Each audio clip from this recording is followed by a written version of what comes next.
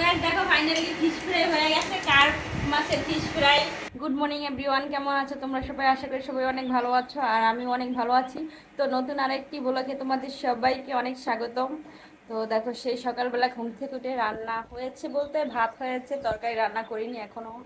তারপরে টুকটাক ধোয়া মোছার কাজ, পরে রুম ঝাড় ঠাড় দাও, এগুলো হয়ে গেছে। আর তো সবাই যে যার মতো অফিসে চলে গেছে। এখন মেঘা প্রিন্স আর আমি আছি।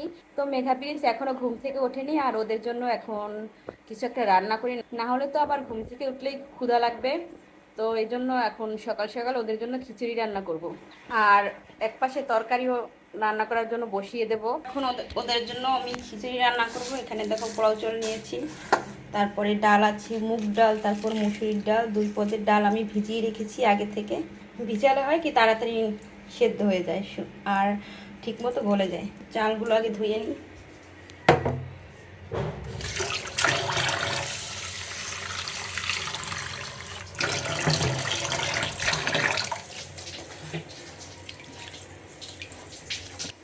ডালও একসাথে দিয়ে দিই।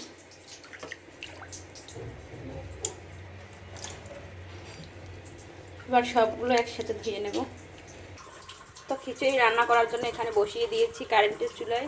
এদিকে দেখো বড় একটা কড়াই বসিয়ে দিয়েছি, আর এটা ডাল রান্না করব আজকে, মুগ ডাল। এই দেখো ডাল, আজকে মুগ ডাল রান্না করব। বেশিরভাগ সময় আমরা মুসুরির ডাল খাই, মুগ ডাল বেশি একটা খাওয়া হয় না। ডাল প্রতিদিনই প্রায় খাওয়া হয়, ডাল না হলে চলে না। আবার তো ডালগুলো আগে ভেজে নিতে হবে।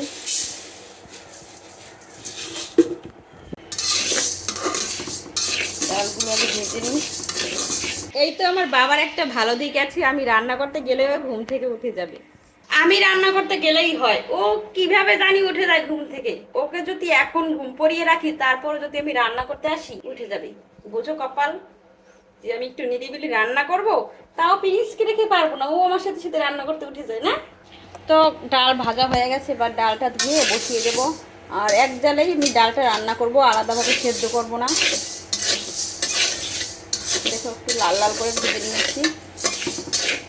এবার ডালগুলো ধুয়ে তারপরে রান্না বসিয়ে দেবো। থেকে কোলে নিয়ে নাকি রান্না করা যায়। দেখো ডাল রান্না করার জন্য পুরো 1 কড়াই জল দিয়ে দিয়েছি, আর এর প্রায় অর্ধেকটা টেনে যাবে। আর তাছাড়া বেশি জাল না হলে ডাল খেতে ভালো লাগে না। আর এদিকে খিচুড়ির বলক এসে গেছে।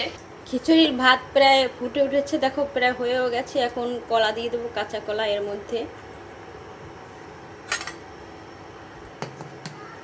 কাঁচা কলা, লবণ আর ডাল আর চাল এগুলো দিয়েই শুধু হবে আজকে। এরপর আবার ফুটে নেব। দেখো খিচুড়ি রান্না প্রায় হয়ে গেছে। আমি সাদা সাদাই এইভাবে খিচুড়ি রান্না করি। আর এটা এভাবে ডাল ঘোটানো ঘুরতে দিয়ে ঘুটিয়ে নিয়েছি। প্রিন্স তুমি কি কর বাবা? দেখো প্রিন্স হাঁটতেছে। আর যাইও না, সামনে দেয়াল। নাও খেলো, তোমার মনা দিয়ে খেলো। নাও, তোমার 3টে মনা বাবা, তোমার 3টে মনে না?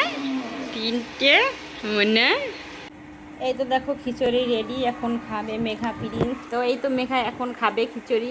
গরম নাকি দেখো, একেবারে সিম্পল ভাবে মানে হালকা ভাবে খিচুড়ি রান্না করেছি। আর এর মধ্যে কাঁচা কলা এগুলো ঘুটে দিয়েছি একেবারে মিশিয়ে। বাবা খিচুড়ি খাবে না? তো এখন ওদেরকে খিচুড়ি খাওয়াবো। সকালবেলায় আজকে মেঘামণিও ঘুম থেকে উঠে গিয়েছে একটু আগে। গরম বাবা, ঠান্ডা হোক।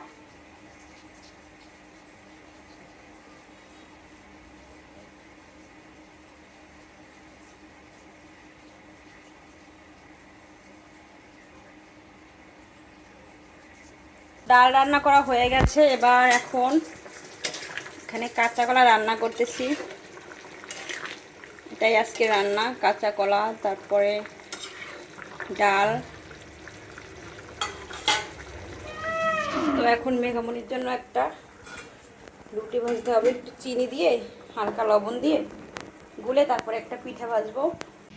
এই তো কলা রান্না করা হয়ে গেছে, আর এখানে মেঘার জন্য রুটি ভাজতেছি। এই তো দেখো এই একজন, সে সারাদিন শুধু সাজুগুজু করবে আর নতুন জামা পরবে, সারাক্ষণ নতুন জামা পরবে, সারাক্ষণ। ওর কোনো আর কাজ নেই, জামা একটা পরবে একটা খুলবে, এটাই ওর কাজ। এই তো রুটি ভেজেছি, এখন খাবে। তো দেখো আমার বাবাটার স্নান হয়ে গেছে, আর শুধু তারা কি করবে সারাদিন। আর এখন আর এক জায়গায় বসিয়ে রাখতে পারি না, এক দৌড়ে ওই পাশে রুমে, তারপরে বাথরুমের কাছে আসে। বাথরুম তো 1 মিনিট খুলে রাখা যায় না। এই দেখো একটা টিপ পরাবো ওকে, দেখবে কি করে। সেই পড়বেই না, টিপ পড়বা না। দেখি দেখি দেখি দেখি দেখি দেখি। ওকে একটা টিপ দিতে এত কষ্ট। দেখি একটা টিপ পরাবো তো বাবা। দেখো তো চাইপা ধরে টিপ পরে, চাইপা ঠিক করে দিচ্ছি। গায়ে একটু পাউডার দিতে হবে, এই গরম পাউডার দিয়ে করে সাদা বানিয়ে ফেলছি। দেখছো হ্যাঁ হয়েছে গলার মধ্যে, পাউডার দিলাম। এই যে এই দেখো হেঁটে হেঁটে কই যাচ্ছে, দেখো দেখো অবস্থা, ও খাটের তলে ঢুকে যাচ্ছে। তো গাইস এই বিছানার চাদরটা আমরা নতুন নিয়েছি, কেমন হয়েছে আমাকে অবশ্যই কমেন্ট করে জানাবে।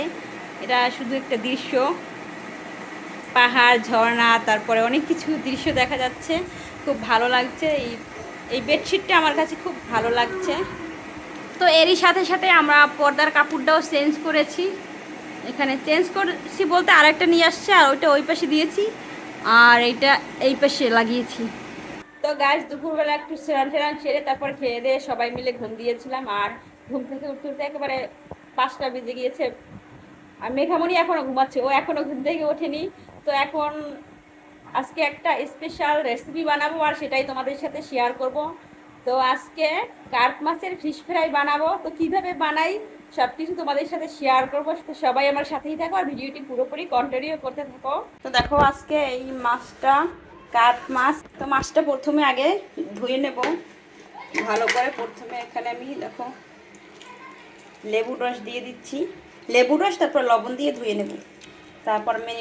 তারপর ম্যারিনেট করে আধা ঘন্টা রাখতে হবে। তো এবার দিয়ে দিচ্ছি লবণ। দেখো এবার মেখে খুব ভালো করে ধুয়ে নিই।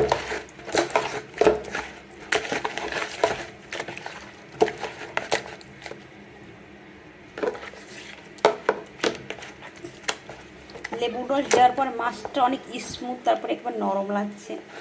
তো এরকমভাবে ফিশ ফ্রাই আমি কখনো বানাইনি, কিন্তু অনেক ইচ্ছা ছিল, অনেক দিন ধরে বানাবো ভেবেছি। এর আগে এরকম একটা মাছ রেখেছিলাম, কিন্তু আর বানানো হয়নি নানান কারণে। দেখো কত সুন্দর লাগছে মাছটাকে।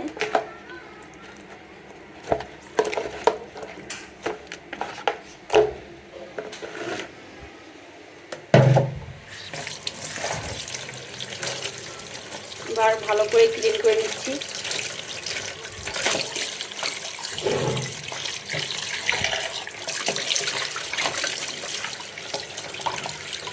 এটা কি বাবা?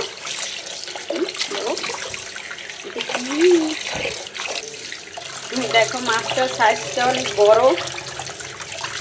তো ধোয়া হয়ে গেছে। দেখো বাবা কি খাচ্ছে, আর আমার বাবা মুড়ি খাচ্ছে এখানে। দেখো তো এই দেখো ফাইনালি মাছটা এখানে রাখলাম। তো এবার মশলাগুলো ম্যারিনেট করে নেব। এখানে দেখো আমি টক দই বানিয়েছি, আমার বাসায় ছিল না, এজন্য আমি দুধের সাথে লেবু মিশিয়ে টক দই বানিয়েছি। তো এখন দেব গোলমরিচ, তারপরে জিরা বাটা, এরপর দেবো পেঁয়াজ রসুন,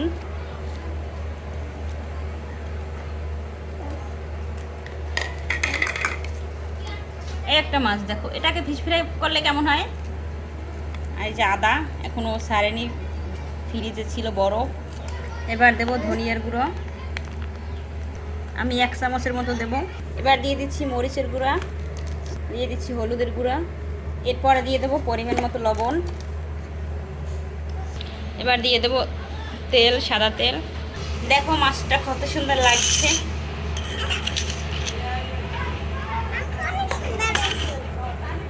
তো এবার ফাইনালি এর মধ্যে দিয়ে দেবো লেবুর রস, এটাই সর্বশেষ। এই তো দেখো মেঘামণি ঘুম থেকে উঠে গেছে এক লাফে। যেই বলেছি তোমার জন্য কিছু একটা বানাবো, আজকে ফিশ ফ্রাই করব, আর ও দেখো ঘুম থেকে উঠে গেছে, একটু গুঁড়া দুধ খাচ্ছে। গুঁড়া দুধ দিয়ে তো টক দই বানিয়েছি, ওর জন্য একটু রেখে দিয়েছিলাম।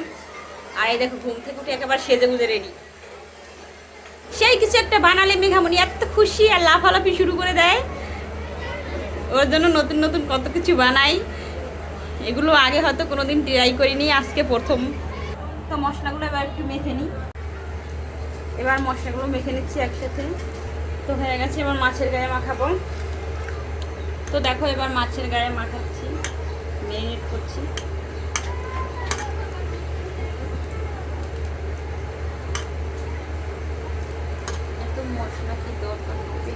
আধা ঘন্টা হয়ে গেছে, এখন মাছ ফ্রাই করব। তো দেখো ফ্রাই প্যান গরম দিয়ে দিয়েছি, দেখতে তো কত সুন্দর লাগছে তাই না? আচ্ছা, তো মাছের উপর থেকে মশলাটা একটু ছাড়িয়ে নেব।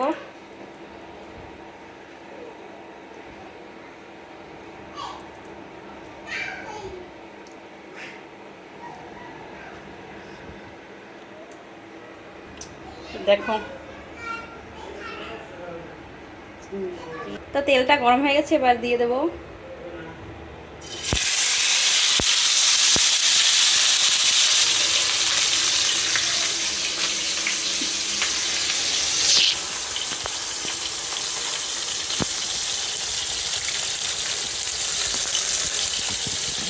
পর মাছটা একটু ঢাকা দিয়ে দেবো আর পাওয়ারটা একটু কমিয়ে দেবো যাতে মাছটা সিদ্ধ হয় খুব ভালোভাবে।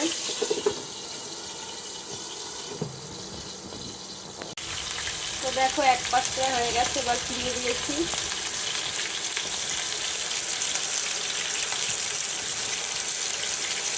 তো গাইস দেখো ফাইনালি ফিশ ফ্রাই হয়ে গেছে। কার্প মাছের ফিশ ফ্রাই প্রথমবার বানিয়েছি, হয়তো এই জন্য একটু উপর থেকে উঠে গেছে, এর আগে কখনো বানাইনি।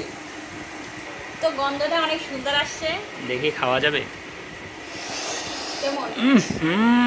অসাধারণ, অসাধারণ সেন্ট না? এত সুন্দর, খুব ভালো লাগে। তো বাহ, একটু খেয়ে ভেঙে দেখাই। একটা অফ পিসে নেওয়া কোর্স। দেখো কত সুন্দর, একবার নরম, একবার সফট হয়েছে আর সেদ্ধ হয়েছে অনেক ভালো। মাছটা 1 কেজি না? 1 কেজি সাইজ। না ভালোই লাগে, অনেক স্বাদ হয়েছে খেতে। মেঘা খাও, 1 পিস নাও, কাটা আছে নাকি দেখো বাবা। হ্যাঁ,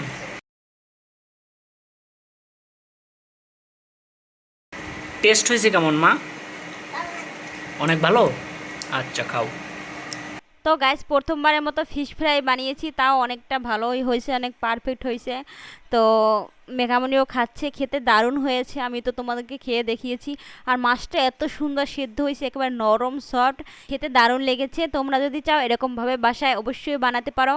আজকের ভিডিওটি এ পর্যন্তই, দেখা হবে পরবর্তী নতুন কোনো ভিডিওতে। সেই পর্যন্ত তোমরা সবাই ভালো থাকো, সুস্থ থাকো, ধন্যবাদ সবাইকে।